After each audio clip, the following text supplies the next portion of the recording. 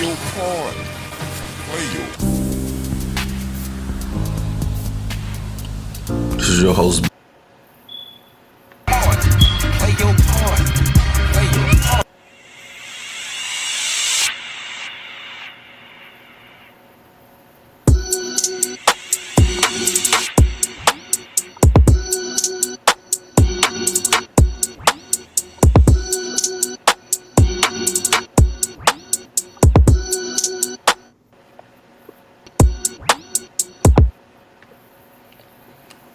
All right, Play your part.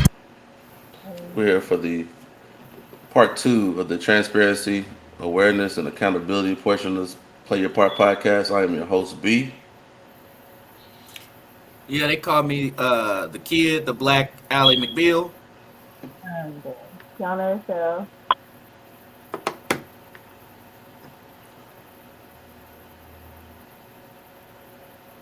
All right, we're gonna go ahead and start with Ayanna's show with her first topic. Can you hear me? Yeah. Yes, we can hear you. So I before I go into my topics, I did have an update on Jesse Williams. So a couple weeks ago we were talking about, co-parenting and, transparency. And Jesse Williams, he had taken to the court to lower his outrageous child support payment, which was $40,000 a month, and he wanted to reduce them because his income had decreased. So I am happy to report.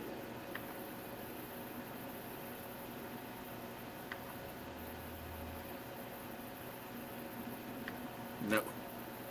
See. Yes. Yeah. Okay. So I'm happy to report that a judge on Thursday granted his petition, and now his new child support order that starts on the 15th will be $6,000 a month versus $40,000. That's good. Mm-hmm. That's good. I mean, at least this is where the system is should be fair and balanced in a way of understanding. People have a way of life and a way they should be without being broke. You know what I'm saying? You have responsibilities, but we're not going to try to cripple you and make you into lesser than where you can provide for yourself. Because if you're not comfortable, then you're not, and then everybody else can't be comfortable in anything that you do. You're out here busting your hump, and then you got to give all your money away, and you can't even live the way that you want to live without having to getting your feet kind of cut off underneath you.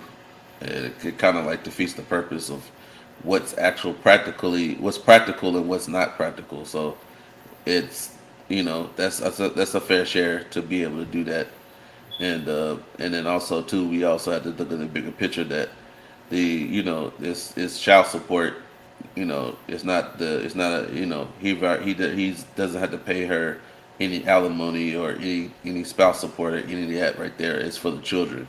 So I mean I'm pretty sure that kids are expensive, but they're not that expensive. You know what I'm saying? Like, we know how much child care is. We know how much upkeeping kids and clothes and shoes, and they like to do extracurricular activities and things like that.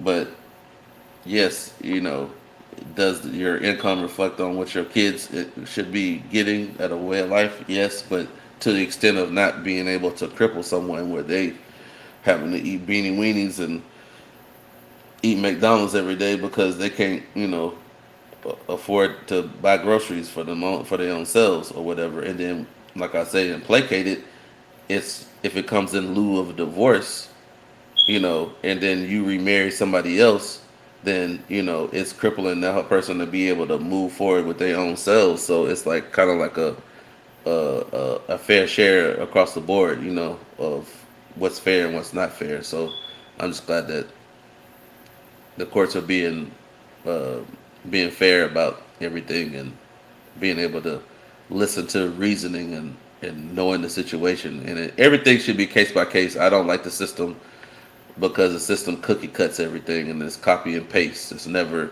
case by case, never sought out. I think the greatest clip I've seen about that was the one that Kevin shared with me one time about the lady wanted, she thought she was going to court to get an increase, and because her ex husband got a better paying job, and end up happening is it got decreased because he was Mhm. paying his child's insurance. So, Mhm. and the woman didn't want to work and didn't feel like she didn't have to work. And remember, this child was 12, and me and Yana have a 12-year-old, and they're pretty self sufficient at that age. I would hope so. You know what I'm saying? You're not really you're taking care of the child, but it ain't like you're changing his diapers or his or her diapers or whatever. They're kind of sufficient, but at the same time, like the judge said in that video, well, if you want more money, then you should go out there and work. If you want more money, so I mean, that's just what it That was a is. problem with his ex-wife. She wasn't working. Um, and come to find out that part of the child support money that she was collecting, the 40 grand, she was investing into failed business ventures. So you were literally living off of that man's child support money. And then you weren't even properly managing it for the children.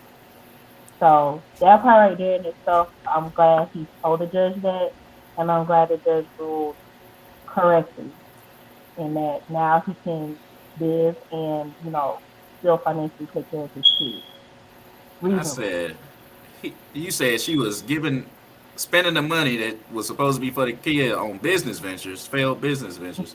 But if they didn't Mm-hmm. fail, I bet you wasn't gonna give them none of that money back. I tell you that much. Oh no, of course not. Can't tell you that. Mm-hmm. Said So nah. I just wanted to say on that because I thought I was important and it was a small win for him. So one of the articles that I read across this week was talking about healthcare, specifically Black healthcare.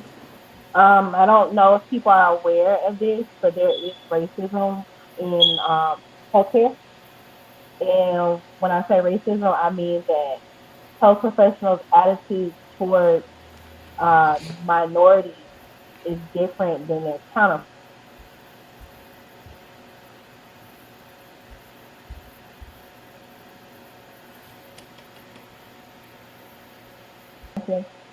Yes.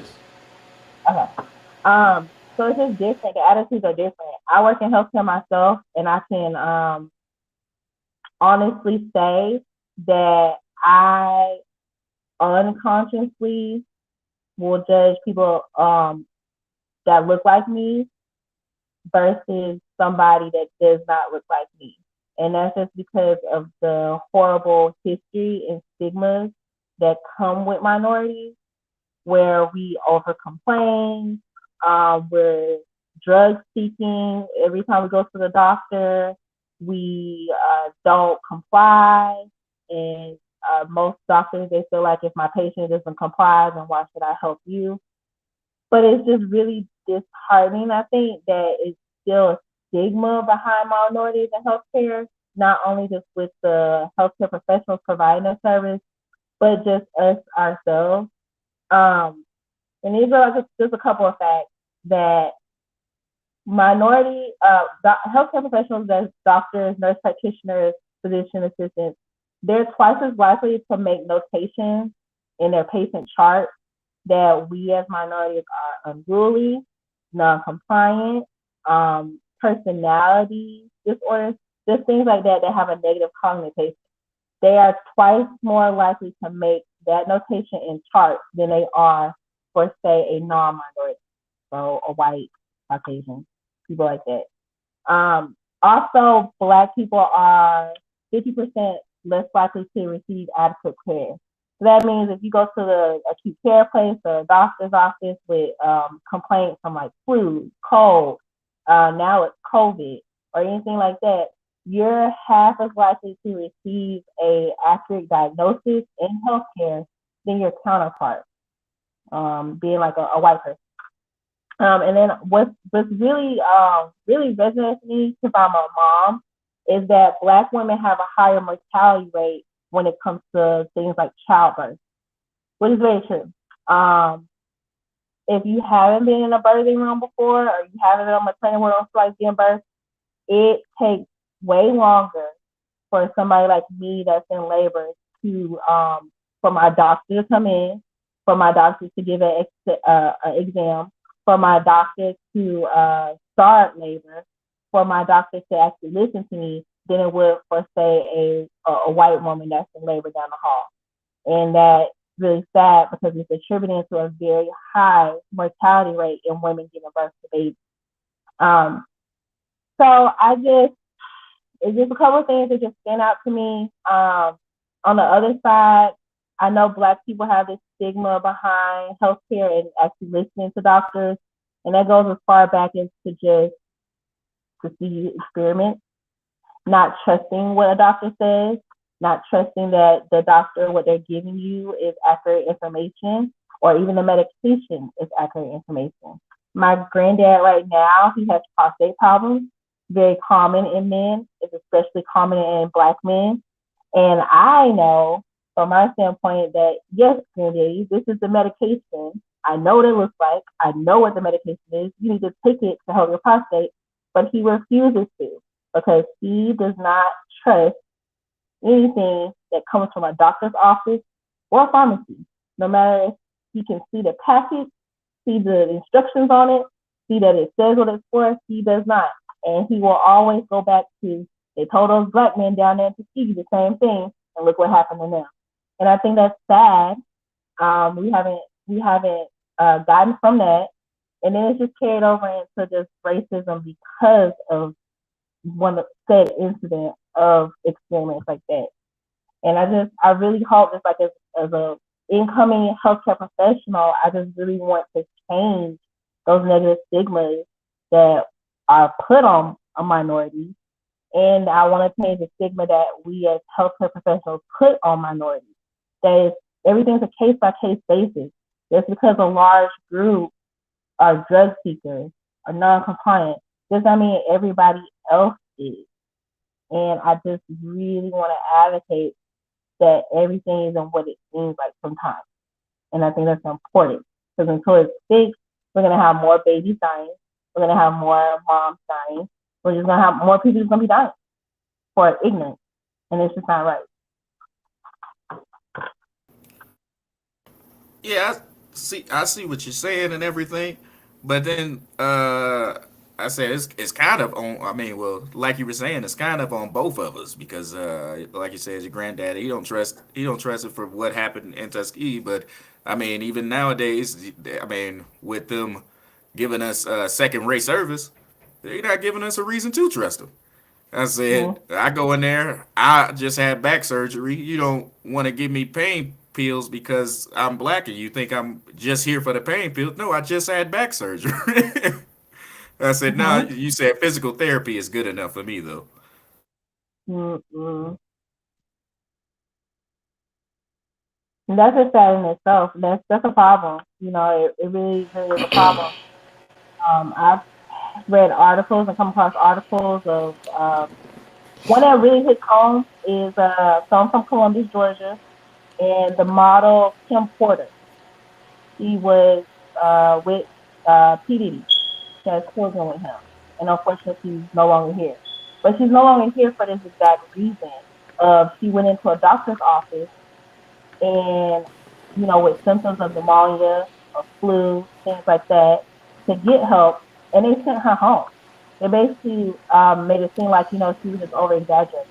And unfortunately, several days later, she died of a respiratory infection. And that's just an example of if y'all would have cared and not categorized her as being over dramatic about, a cold or a cough, she might still be with us today. Yeah, I mean, this is the sad part of where when people say second-rate citizens and being that so, when you have to go back to the origins of what they think of you as a piece of property, and piece of property, like you said, Kevin goes back to the pain medicine.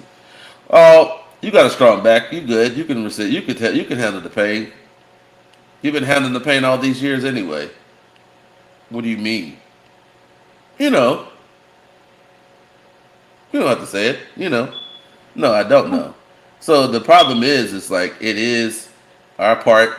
This is where the transparency, awareness, and accountability has a part on our own part to do our part to make sure that we do go to the doctor regularly.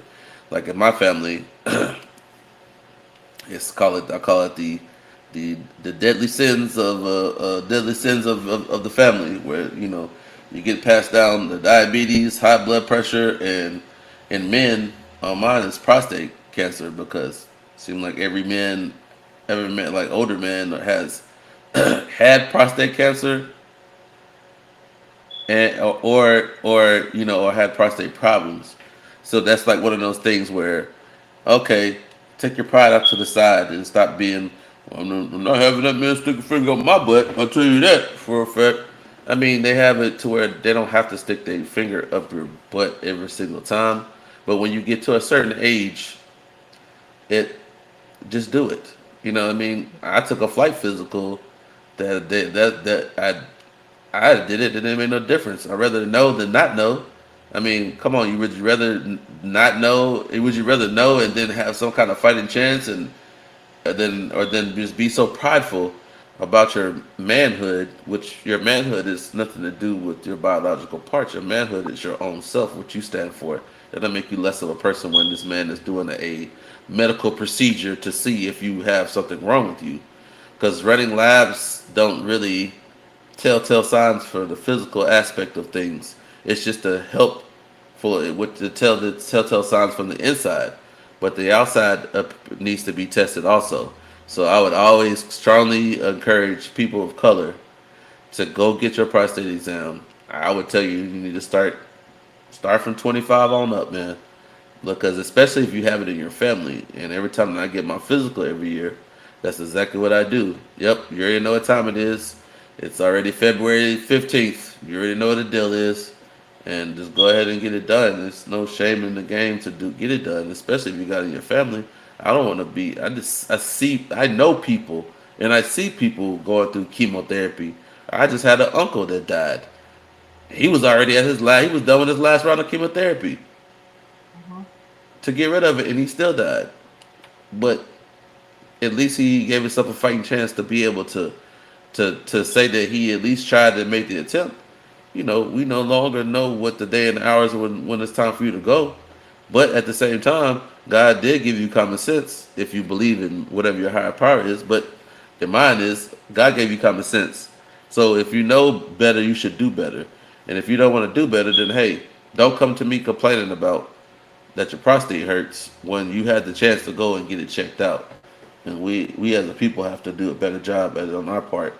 And then also we have to go and seek someone, a physician that's going to be for you. When I say for Mhm. you, that's not going to be like, you're good. Yeah, he's going to die in 3 weeks. So what? We don't care. I still got paid. You got to find somebody for you that's going to tell you straight up. I mean, my doctor's pretty straight up. We don't sugarcoat anything. It's just a straight up conversation. It's not like a nice way to put it. It's just being straight up about it. So either do something about it or don't do something about it. It's kind of up on to you to do what you will need to do to get that situation handled.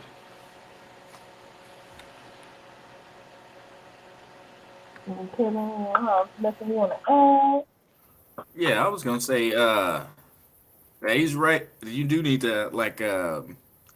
I was having a discussion with one of my friends the other day about this. You need like a family physician or like somebody that you know and you can trust. Like I asked him when the last time you been to the dentist. Told me when. I was like, all right, so what's your doctor's name? You can't even remember your doctor's name. You need to know who that person is. Like that's somebody who's taking care of you. Mhm. It's crazy, especially if, with healthcare and the cost of it. Like, I never understand people you paying this monthly fee for healthcare insurance, and you're not taking advantage of it.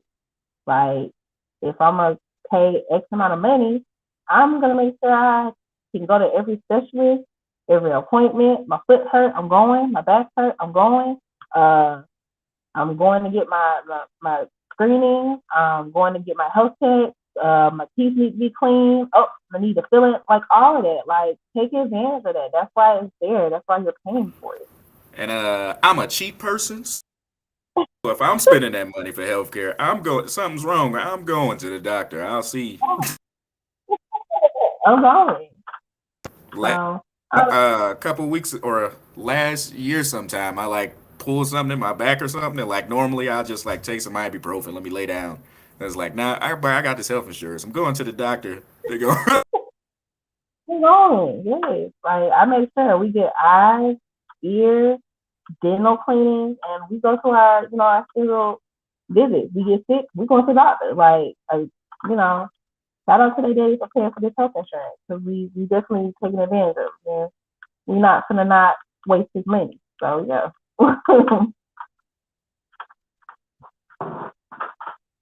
because you gotta have it.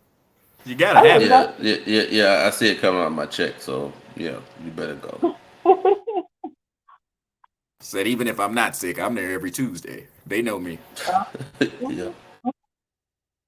So the last thing I want to talk about, I didn't know, but I just learned April is Sexual Awareness Month. So for like sexual violence and things like that. And I came across an article that gave some tips for helping people, for you helping somebody that's having to deal with sexual violence. And I want to just put a disclaimer out here that sexual violence does not have a gender. I think a lot of times people are fixated that it's just women, and it's not. It's women and men. It's just more that you only hear about women with their sexual violence because men don't report it as much as women do, and that's just a whole nother topic as to why men don't report it. They have some reasons why, and it's sad that they don't for those reasons. But I just want to make sure everybody knows that it's not just women that go through it; it's both. Um, so the author of the article, she came up with 4 steps. And the first step, which is very important, is believing the person. Very important. A lot of people don't report their violence, any type of violence, because they a fear somebody's not going to believe them. And so you put down that vulnerability to confide in somebody about something that's happened to you. And then once you get it all out, they just look at you like, girl, I don't believe you, or man, like, come on now, man. And that's important. You don't. You want that person to know that no matter how messed up the story is, how unbelievable it might sound, that you believe what they're telling. Secondly, you want to kind of thank them for trusting you. The first step is admitting that something happened to them and then having somebody believe them.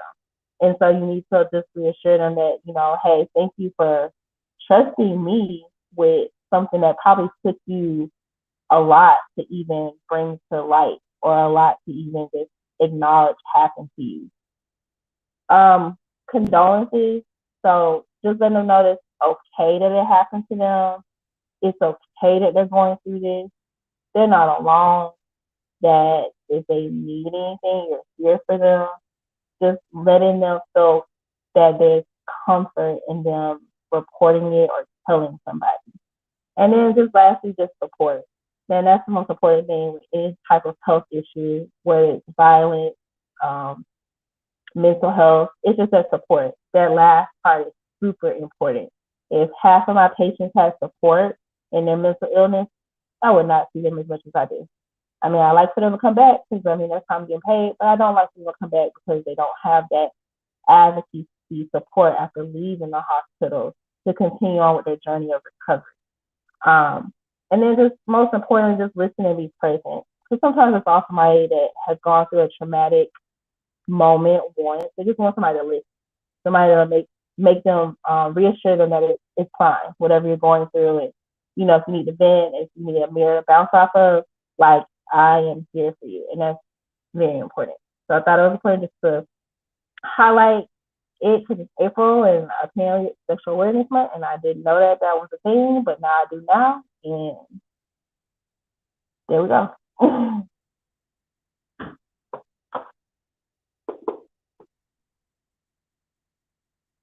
You're muted, B. Yeah, you muted.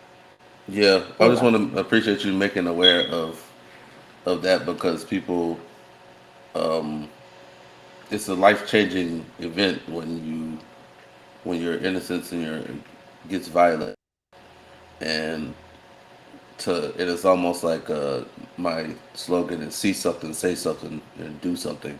Not only do something as in what should be done to that person who or is the violator.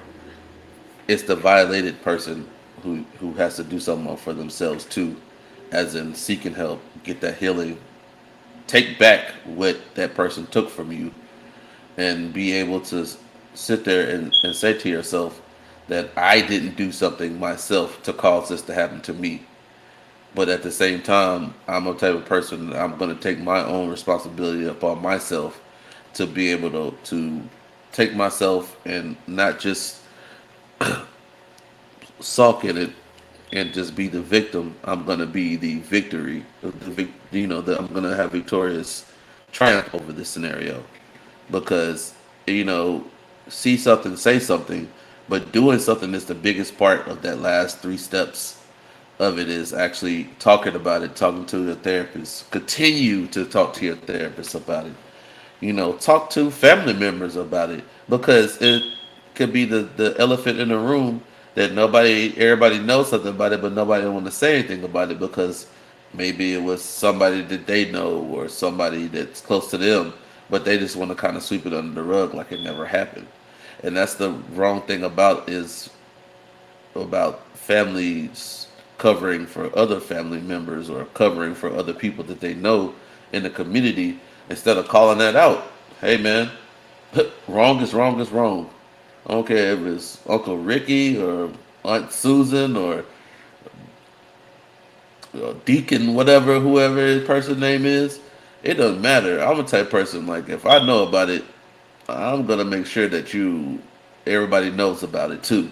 Because if you know how it is, if one person gets away with it the first time, they will try it again, whatever. And nobody likes public shame, but at the same time, it all needs to be addressed. That person needs to address their issues and their problems, and if it causes them to have to pay for their time for being in jail, then so be it. It might not be a good thing for you when you get in there, but hey, you shall reap what you sow. So I can't, this is something that I always tell people: the act should always be thought before the action. So you should have thought about that when you were taking somebody else's innocence and taking a livelihood away from them because you tried to overpower and empower yourself for another person's cost and expense. And that's what makes the situation really nasty is when people do that and they take people's innocence from them that they can never get back from that time frame, but they can take it back as far as for physical and mental treatment. Being able to talk to family members, and I don't care about you already know me. I don't care about making you feel uncomfortable. It was uncomfortable as me as if I was the victim that this happened to me. You can not acknowledge it, but sorry, it happened, and it was sad that it happened, and it make you feel worse because it was on your watch. I can't. We have to address the elephant in the room. We have to talk about this. That's the ongoing problem with people of color of allowing this to happen because you let your Uncle Ricky walk around and let him go to Missouri for like 3 years and he come back and you still have to face the situation. It ain't going away. Uh, it's almost like this in the terms of myself. Thus said family member, you can never come back. Like ever come back. Like you're banished. Like like you're like marked with you shall walk the earth cursed with that mark on you, and you can never come back. Can't come to family reunion. I don't care who is what. It was your grandma's brother. What? I'm sorry, they can't come back They said more because people should be like that. Most people would say, I mean, some people, even with their kids, would be like, when uncle or whoever comes around, cover up, don't be too close to him. It's like, I no, don't like. that dude needs. I don't like that. Mm-mm. No, it's not. Why should I have to change my comfortability because somebody else is a sick deviant and they need to Okay, get yeah, they need to go get help. And if you don't go it get them, if you don't get help for them, I can tell you one thing: whatever happens after them coming back, is. it's on you. Mm-hmm. So That's if that's it's victim blaming by making them like, oh, you can't wear this around Uncle Bobby because he has a wandering eye, or make sure it's not, make sure you sit with your legs closed, or like that's you're still shaming the person, making them feel bad that Uncle Bobby is nasty and can't keep his damn and hands normalizing clean. his behavior. Hey, yeah, to me personally, me and my one of my best friends have a philosophy about certain things that happen within the family, and if certain people say that oh, I want to come and go see if it's like your grandma's son. I'm sorry, bro. You can FaceTime her. As far as you can go do first for that, because if you come back here, I can't promise you nothing. okay. So you might not be able to go back to where you came from. Mm-hmm. So just letting you know that I'm not promoting violence, but in situations like that, you can't you can't walk around here smiling and stuff and let me see it because you're a violator. You need to go get help, and there's a place for you, and a place that if you believe in not believe in heaven or hell, hey, there's always repentance and asking for forgiveness from that person and from God. And I'm not saying you can't come back from that, but sometimes you just have to. That's a humility of humbling oneself to be able to do that. And I'm not saying that that person could come back to a family function without, but you need to talk to that person you victimized first and say, I was wrong, what I did. I took what I did from you and I should have never did that. And I understand if you never want to see me again. But I'm asking your permission if are you comfortable with this or not. If you're not, I'm not going to take away your comfort ever again. And that's upon the person who's the victim to make sure that they make that decision to make sure that everything can be. That's the only way you can come back on the conditions of the person that you victimized. If they say no, sorry, you can't come back. So that's it. But it's just I just get tired of people trying to cover up for other people because it's almost like you're just as sick as Bobby is Mm-hmm. because it was on your watch, you allowed it to happen, and then you think it's cool because you just want Bobby back. But Bobby's sick and he needs help, and you do too for letting him do it. You're just as guilty. So shout out to the people who are able to speak out, speak out and say something and actually talk about their problems instead of hiding behind the veil of just the veil of not just pretend it's not there. So it's a discussion that needs to be talked about. It shouldn't be no family secret or anything like that. There should be no secrets in the family. Everybody know about that. Because you don't let me. If I get wind of it and I'm in your family and I know that somebody violated somebody in this family, I'm gonna tell you this right here.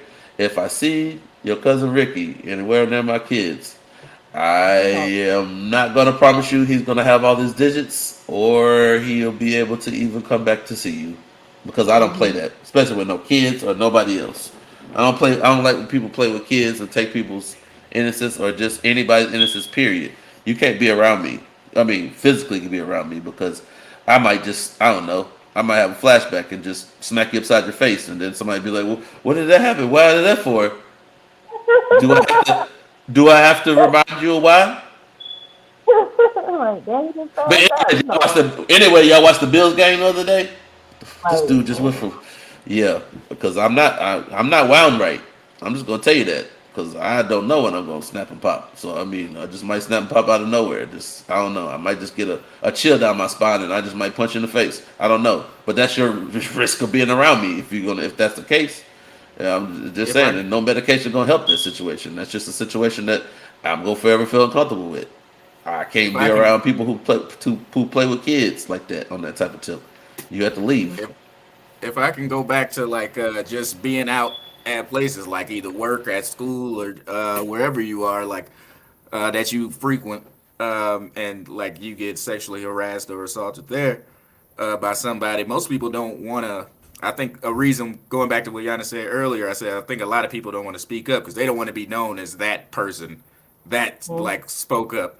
I saw a couple times where somebody spoke up about being harassed, and then they just were like, we don't like alienated from everybody else because they like, oh man, I don't know if I can be around that, and I'm like, well, if you ain't doing nothing, you shouldn't have anything to worry about if you ain't gonna be around. But that is a like that does happen. Like I think I saw something that they said some lady was sexually harassed at work. She brought it up, and then so from the result of her bringing that up, she didn't get invited to the office parties, didn't like get to be a part of any like promotions or anything. They just like, well, you gonna stay here, but you are like blackballed essentially, like from. Mhm. And it be things like that. I like how Brandon said that like it's a victim choice because it absolutely is. Like with my whole sexual thing, that's what it was. It was me having to see my person all the time because nobody wanted to just sit here and call that person out. Nobody wanted to do anything. So I just had to deal with it. And unfortunately, that childhood experience, it just carried over into my adulthood. So anytime that something bad did happen that wasn't supposed to happen, just kind of sweep it on the rug because that's what the family did. They just swept it on the rug, just kept it going like it was just normal. There was no advocacy. There was no normal. There was no you need to handle this. And um, now there's no problem. I don't even have to see that person anymore. But it makes me think sometimes like what would have happened if I have to now? I have children. Those children have a dad. Like what kind of dynamic would that have been? And so I think that's important that like if that person, the victim is going to move on, that you need to respect them and respect their wishes because they're the ones that will violate. Like you don't get to violate somebody and then tell them how they should handle their violation. That's so disgusting. That's like somebody going through something traumatic, which it is, and then you tell them, well, you need to get over it pretty much. You don't get to do that. That's them and their trauma and how they deal with that ordeal. And I think that's a lot of times it's what's messed up, especially in the black community, black families in general. It's like, well, we don't want to rock the boat. Uncle Tim just made this one mistake, so we're just gonna, set him straight internally, and then, hey, to stay away from Uncle Tim at family functions. No, like now you're normalizing it and making it seem like it's just okay. And then Uncle Tim is gonna go back and touch somebody else or do something else with somebody else. And then what? Then are you gonna take it serious? Then are you gonna do something about it? Like why does there have to be added more victims or more problems for you to like get it? That something is wrong with this person and they need to be gone somewhere.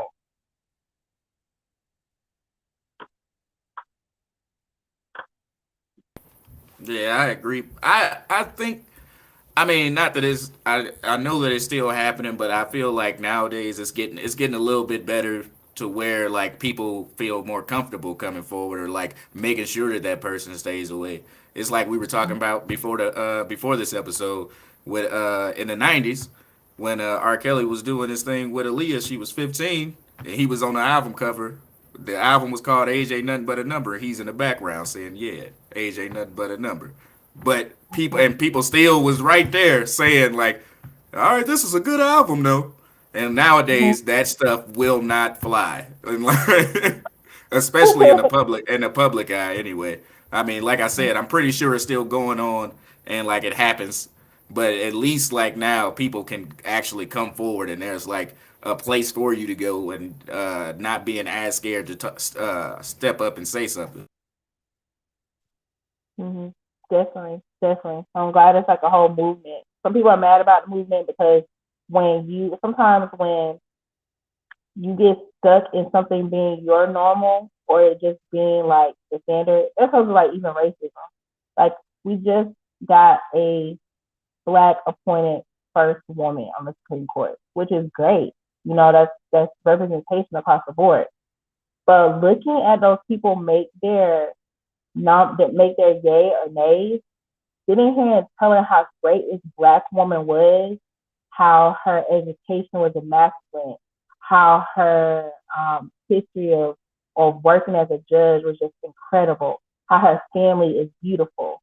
You say all these nice things, and then you say no, because it's a normalcy of you can have the best intentions, you can have a stellar record, but you don't fit what I want. And so I'm going to say no. And so I love it when people break normal. Like some things should not be freaking normal. And so the movement, the sexual movement, movements, things like that, those are great. And I love them because it gives people a voice and doesn't make it seem like this is normal because it shouldn't.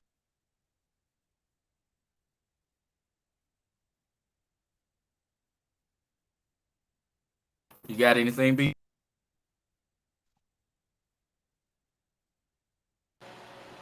No, she already took one of my topics, but that's she All summed it right, up. fine. She summed it up. She summed it up in a pretty good topic as far as for that. You know, um, it's just funny how people to make any kind of excuses of the past. This would have happened. Mm-hmm. Period. To have anybody of any color being on in the Supreme Court. Shout outs to the Thurgood Marshalls that kind of like paved the way for some of us to get our foot in the door. But that's just, me. I'm never satisfied in a situation where everybody's getting treated unfairly. And then people looking at me being like, you ain't gonna never be. Then they got a black woman in there. You satisfied now? No, I'm not satisfied Yeah. until everybody gets a fair share. But they might in my eyes they'll never happen in my lifetime, or they'll never happen on this as long as we on this earth. In my Mm-hmm. opinion, because there are always going to be people that doesn't want a certain other type of people to be perseverance or to excel or to do anything because they think lesser. They think that person or those people are lesser than them, which Mm-hmm. which is the opposite of you're lesser than us because you was the way you treat and look down upon anybody. It's a possibility you had a you know I'm not going to just say it because it's cliche. You've had a black president. Now you have a first black female being sitting on the Supreme Court justice for life. You know what I'm saying? So like it's That not part something for that life. yeah for life. So it's very important that we get people to be able to somebody who looks like my daughters. You know what I'm saying? To be able to say that it doesn't limit you to do anything you can't do. We already seen, you could be a president. Now you can be a Yep. Supreme Court justice. I mean, you've already seen it not once but twice, but not three times. Three people of colors. Well, actually, there's more than three people of color, but three. I don't like saying black people because you already know my legal jargon about black, because black means dead in legal jargon, and I don't think none of us are dead. But people of color, like our color, in our culture, just say it like that. People in our culture that we can see that can also make decisions and changes that are here in this corrupt system. Maybe the person could clear up and keep some of the corruption out of it. Because my opinion, when you have Congress trying to make a decision on something when they dip and dabble and they have their own corruptions in their own selves. And I was like, who can say you as it's called a peer to peer review because you're not a peer to a judge. You can't judge a judge. You all could go off their credentials and what their track record is. That's what you should just go off of. Their merits, what they've done. If you took the face off of it and you looked at their merits and what they've done, would you choose this person? Yes or no? Yeah, it's well qualified to have all this stuff down here. Now, if I showed you the picture of what the person looked like, what you got to say? So, hmm that was just what's crazy to me. I was looking at the nomination. I was like, it's like a slap in the face. So y'all are saying that she's overly qualified. Y'all are saying that she has the qualifications to do it. You know, she has a great family life, great structure, all that. You compliment her so well, and then you say, but no. What other reason do you have to say no with her track record other than because you know what she looks like and what Because she is behind? because you have the authority to do that. That's the reason why you do it, and that's the sick part about it is you have the authority to do it and it's and make that decision, but you want to choose bigotry over what's right, and that's the creative flaw of people and bigotry. They're gonna want it to prevail at the end of the day because I'm still trying to keep you as a people where you need to be at because you wasn't even people, you was property. So how in the hell does property become people and people get to be in a position? My great great granddaddy roll over in his grave. I said yeah, and keep rolling. Mhm. Because you can only suppress it for so long until people start to phase that bigotry and that racist dialogue out. Because the stats are showing you right now, by 2050, there ain't gonna be pure nothing. There's no pure Nope. nothing now. So you're gonna have the Beckys with the Jeromes, or you're gonna have the Tamikas with the Jims, or whoever. Everybody's mixing with everybody, and when you do that, you mix cultures too. So Nope. like it or not, it's gonna be here regardless if you want it or not to be, or not to want it. It makes no difference. It's gonna happen. You can't stop the rock, bro. It's gonna happen. And as much as you try to you feel uncomfortable with it, you can say what you want to do behind your four walls. You know what I mean? That make no difference to me, as long as I don't hear it or whatever. You Nope. can keep it to yourself. So, like Right. it's here to stay and it's gonna happen. So change is coming, wanting it or not wanting it. So just embrace. Exactly. People just should judge people off their character and their reputation, not off. Well, there's one too many black people in there, or well, there's one too many of these people in here. It's like this is a quota. We gotta stick to a quota. Nah, bro. Like we shouldn't even do that. You should stick off credentials. What does your credentials look like? What does your record look like? You know what I'm saying? And that's what you strictly should go off of. Well, it's just like regardless of party lines, I don't care if you Democrat, Republican, Green Party, Independent. I just like the representation. I have two black girls that I'm raising, and I would like for them to see somebody that looks like them, hair looks like them, skin looks like them, talks like them, to be able to sit there and have hope that if they want to do something like she does, if they want to become a judge, like president of the United States, first lady of the United States, that you can. Because there's somebody out there that looks like you that's doing it. And people like to say representation doesn't matter, but it absolutely matters. Like children, they go off of what they see. So if they see somebody that looks like them doing something, they have a better chance that they're going to do that because they see somebody that looks like them doing it. Versus if they see somebody that doesn't, they're not going to really want to do it because they don't think that they can.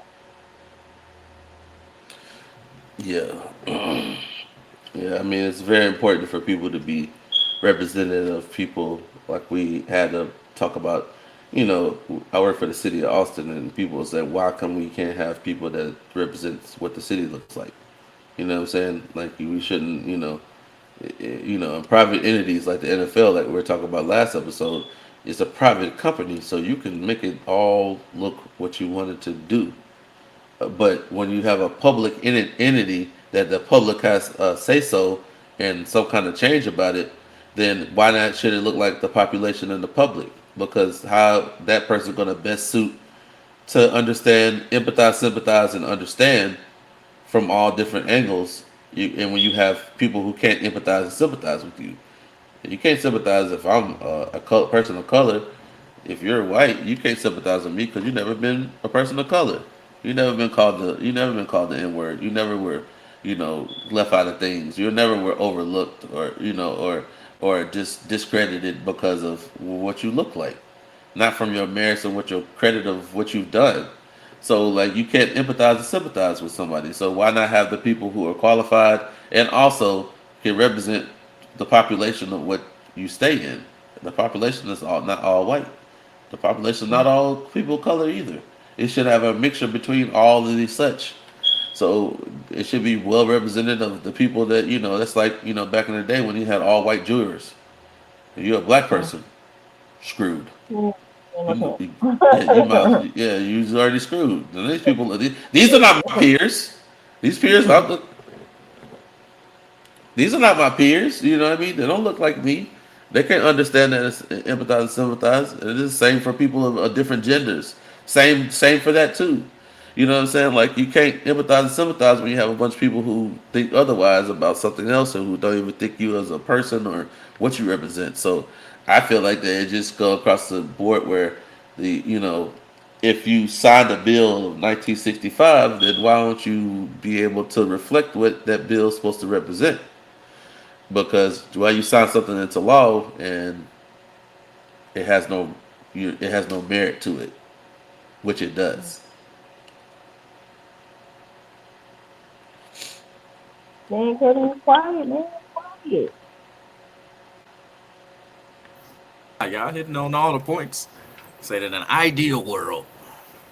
Ideal world. Hmm.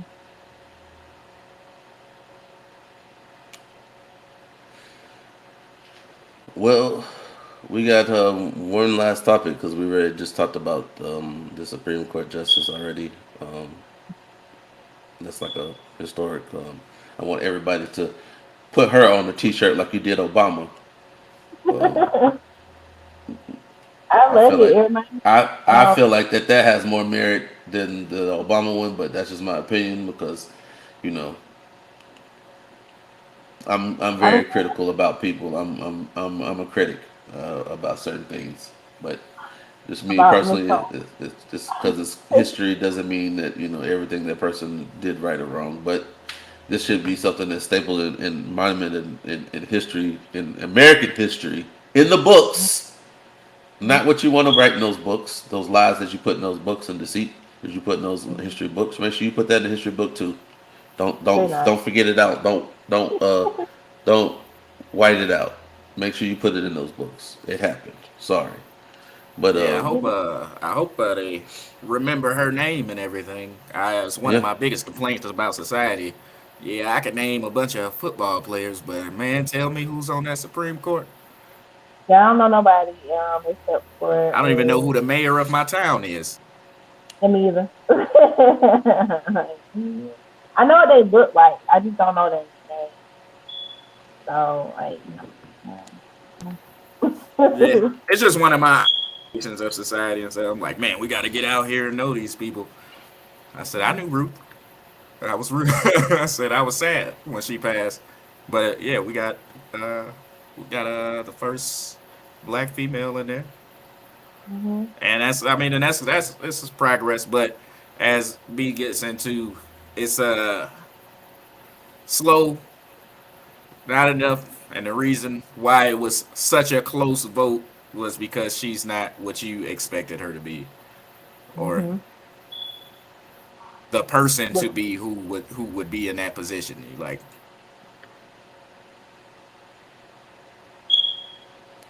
All right, we're gonna go wrap it up to this last topic. I know it's my local news, but I think it's very important, and this probably would hit home for Kevin too because he is an educator. And it's the Austin ISD, which, if you don't know what ISD stands for, is Independent School District, and how they revenue their money is a little bit different than public schools. Austin ISD to cut 632 positions in effort to give more raises. So, reported by KXAN, I give people the credit what is due. Reported from KXAN, they're talking about how, and the story was by Jennifer Sanders to give her credit, and it was talking about how we've the district they ensured that you know any teachers haven't been laid off. But at the same time, it's not even about the teachers. It's about the other people that makes the whole system work. So like, you got administrators, operators, communication, you got people who, janitors, you got different people who are important to make the school run just as the teachers do. But we have to understand that, it's, when you see how many students showed up after during the pandemic, they say that some things, the ways don't represent the means, but I don't think so in that way. I think that you needed more support during the pandemic with teachers than you did at any time because you got to understand day in and day out working with kids on online, and that's kids hardly they play with computers, but they play with games on computers. They don't learn like we do. We have online classes because we're the adults and we have to be disciplined enough to do that. But as for children, you have to have assistance, and it kind of made some of us adults look like fools too, because we was over here just not having to do it and relying so much on teachers, and we not understanding how much it's important for us to be involved just as much as the teachers to be involved and the students. So the report saying that the said the 257 were campus, but emphasized on no layoffs. But the cuts were, I can tell you what the cuts are. The cuts said they will allow the teachers to increase the pay for the teachers. So they're saying that teachers would get $1,000 increase base pay, 2% of the raises, and midpoint of teachers of their salaries, and then the other one, bus drivers will get pay increase of minimum $21 an hour. Classified staff will now the minimum base pay is $16 an hour. So the ways don't even the means sometimes when you're making cuts to magnify a living wage. It's sad because we all know a living wage should have been increased 10 years ago.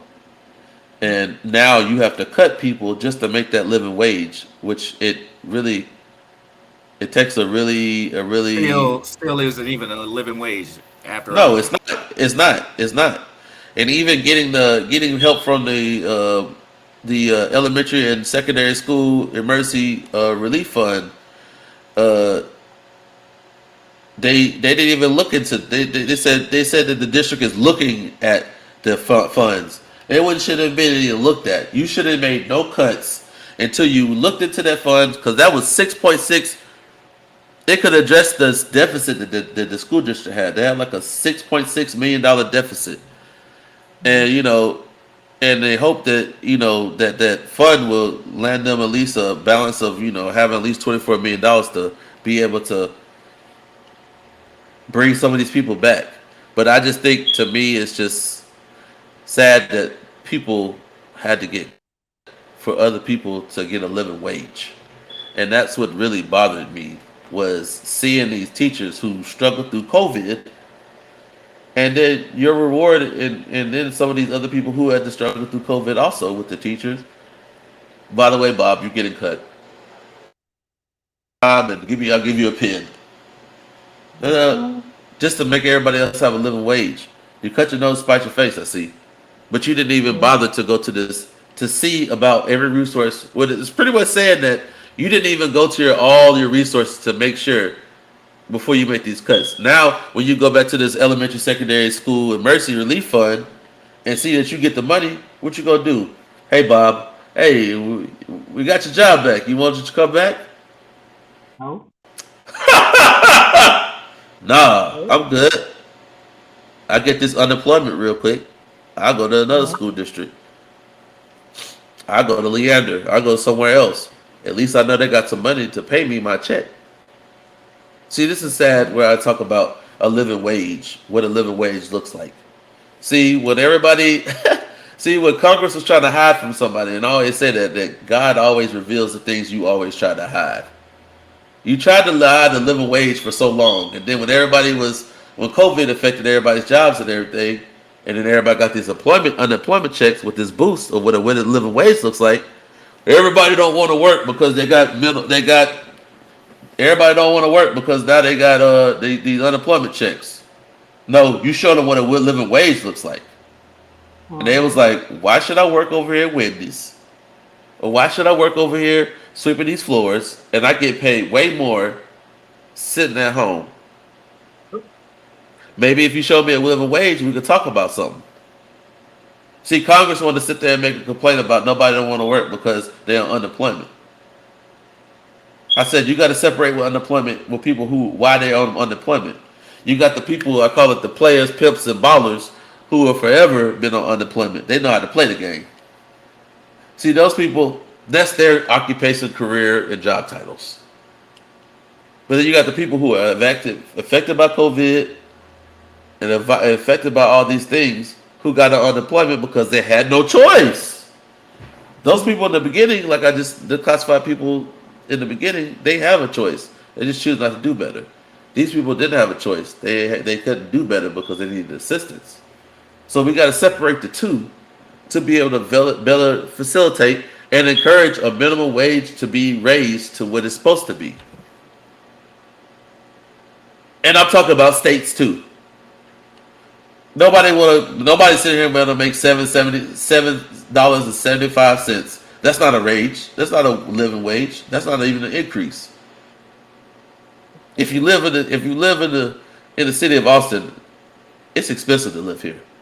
By the way, and the price is going up. The housing bubble is just rising. I bought my house for $285,000. My house is worth half a mil. Yep. I'm telling my business because that's the inflation that you see. And going up. It ain't stopping, bro. I know one lady who worked for the city. She worked there for about 3 years. Lived in Leander. Sold a house. She bought a house for $335. Sold it for $725. And she quit the city and went on somewhere else. It's crazy. It's crazy. But at the same time, this ain't a buyer's market. It's a seller's.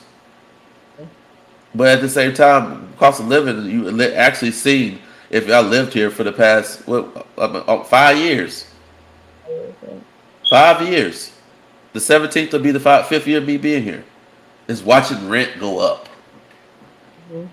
Go up. We thinking that a 3-bedroom, 2-bath is,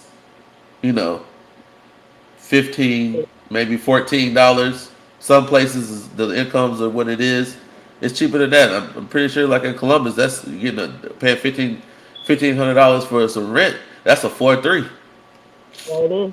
A nice 4.3. Nice one. But here, it won't even barely get you a 1. Nope. 1.5 maybe. You got rent $1,850. You got 2.5, or 1.5. This is. People, if they renting houses, people put their rent for $3,000, $2,800.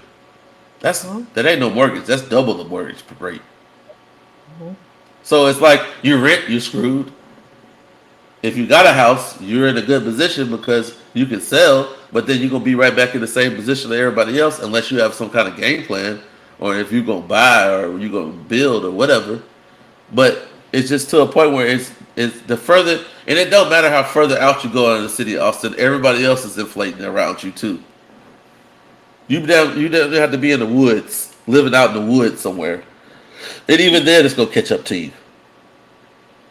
Seeing Gerald and Liberty Hill and all the rest of these places just go up and build up and just get packed out.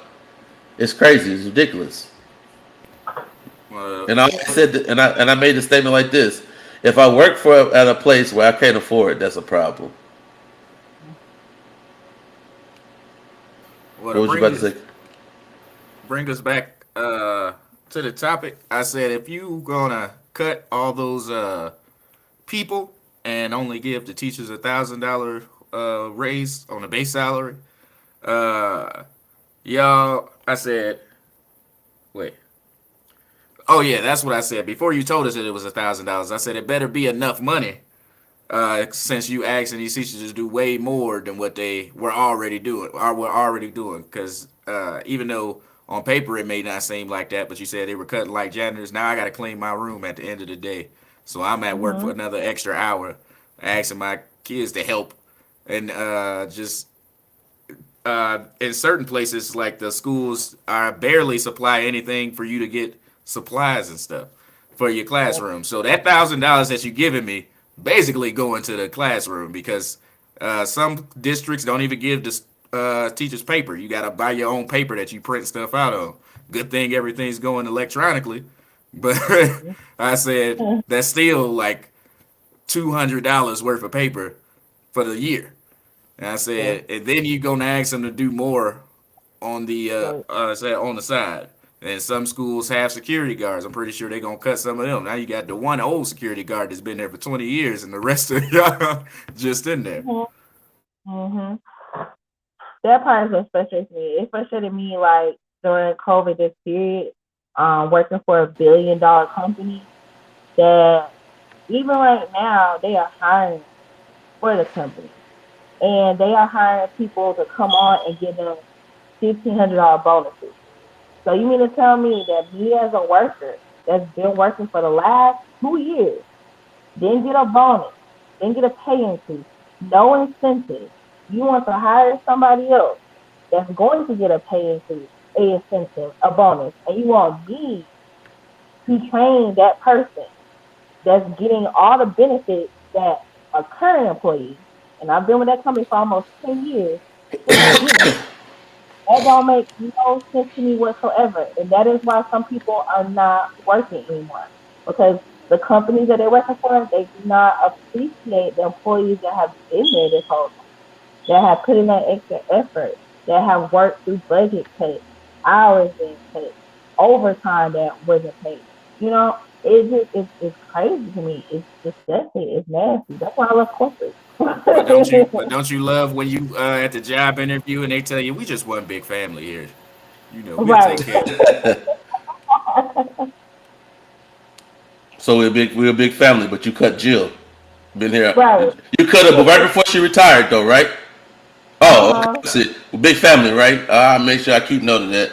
Stay here long enough to get what I need to get and get the hell Get out of on. here. Yeah. That's the crazy thing about it is it's like no love when you work for big corporations anyway. You know what I'm saying? Yeah. Anyway, it's just a number in a cog in the system anyway. So like Uh-huh.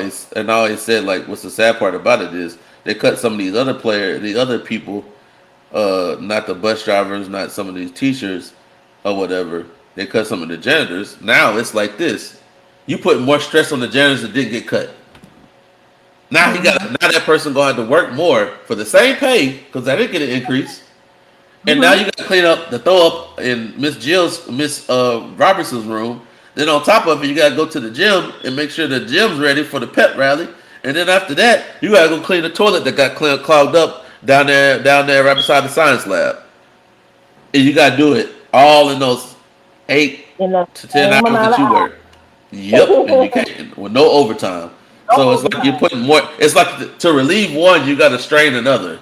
So like y'all just trying to rob Peter to pay Paul to pay Susie and Jim and them, but forget Mr. Joe that's been working there for good 24 years, and you gonna put overstress him. That's gonna cause probably more health problems for him because now he got to work harder because you wanted to cut from one place and without trying to explore on that elementary and secondary relief fund that you could have got that could have brought you to not even make any cuts at all. But once again, it's almost like I was like contradicting itself. I was like, so you had the opportunity to get some more money, but you didn't even see it all the way through if you got approved or you did get approved. So you just went on and said, let's make the cuts. We can always bring them back if they come back. I wouldn't even came back. I would They have make more said money. every bad thing. I would say every bad thing about you. It would nothing good come from my mouth. I just been like this. How was your last job? I've been like, f that place and them kids. Whoa, whoa, whoa, whoa, whoa. That's a little bit too harsh there, sir. Nah, man. Worked there for 23 years. 23, about to retire to 24, and they cut me. Uh-huh.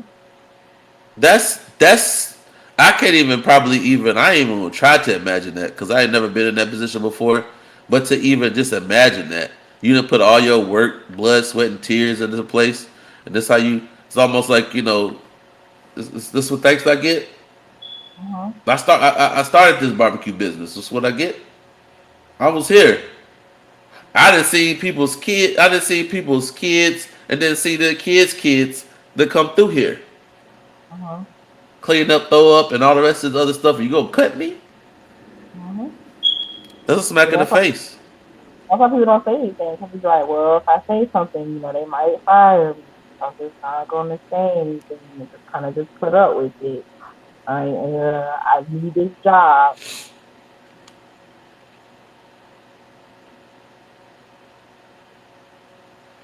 Yeah, that kind of gets my goat at that where that's a issue, an ongoing issue, where people try to make cuts and do other things that kind of just dishearten people to even want to stay on that long. It's almost best for Yeah. you to stay there long enough and then go to another school district, because if you're known by doing that, then a lot of people are not going to fool with you after that. So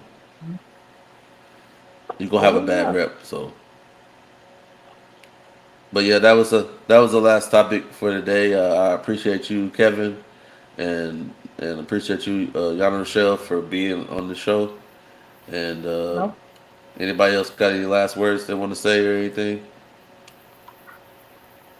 Oh no! Tune in next week. We switching to Mhm. YouTube. Yep, full time YouTube. We will not be on Facebook. It'll be on YouTube. Ah, damn. Okay.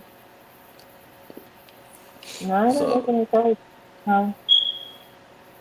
Just everybody keep pushing. yeah. Well, this is Player Podcast, and we out.